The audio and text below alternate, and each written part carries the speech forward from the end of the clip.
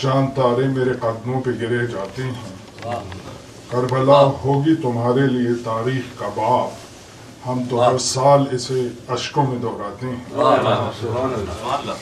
تو حالات حاضرہ پہ ایک آزاد نظم ہے۔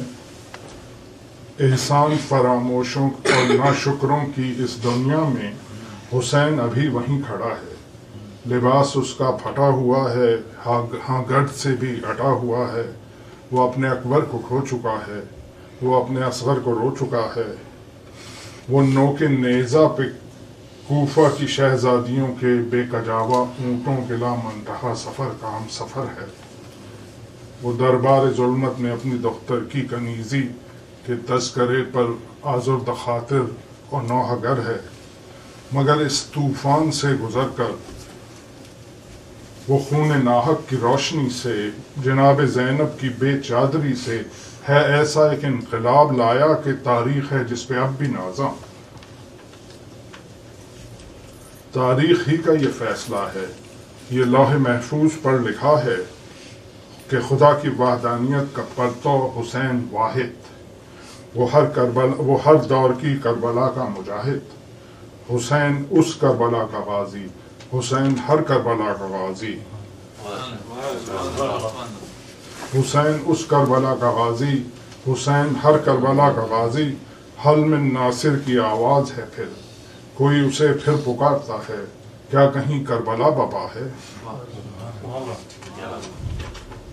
حل من ناصر کی آواز ہے پھر، کوئی اسے پھر پکارتا ہے، کیا کہیں کوئی کربلا بپا ہے؟ وہ جب اپنے گھر سے سفر پہ نکلا، نبی کے روضے کا سبز گنبد بھی کچھ دور تک اس کا ہم سفر تھا۔ وہ جب اپنے گھر سے سفر پہ نکلا، نبی کے روضے کا سبز گنبد بھی کچھ دور تک اس کا ہم سفر تھا، وہ اس سے کہتا تھا، اے مسافر رہے وفا کے، تو اپنے نانا کی یثرب کی گلیاں اداس کر کے کہاں چلا ہے؟ مدینہ کی اس رات کے جھٹپٹے میں حسین بس مسکرا دیا تھا۔ وہ جب اپنے گھر سے سفر پہ نکلا، نبی کے روضے کا سبز گنبد بھی کچھ دور تک اس کا ہم سفر تھا، وہ اس سے کہتا تھا، اے مسافر رہے وفا کے، تو اپنے نانا کی یثرب کی گلیاں اداس کر کے کہاں چلا ہے؟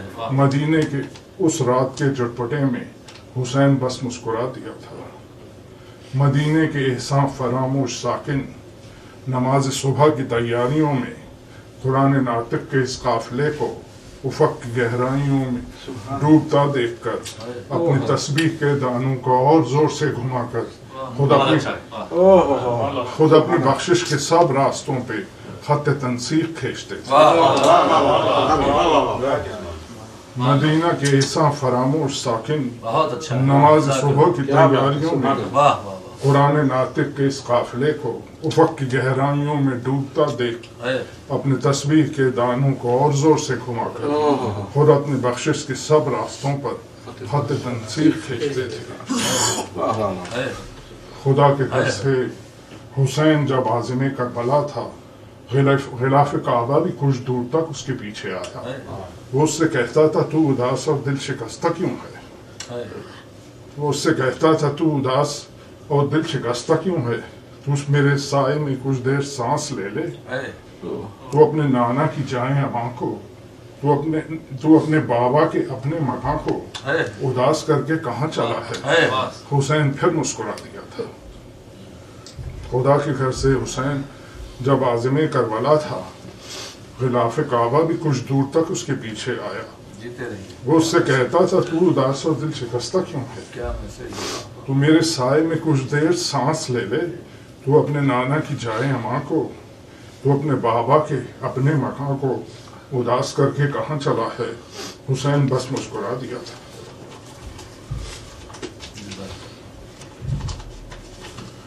پھر اس قافلے کی صدائے جرس فتح مکہ میں جائیں اماں پانے والوں کی اولاد کے طواف بے معنی کے گلگلے میں گم ہو گئی۔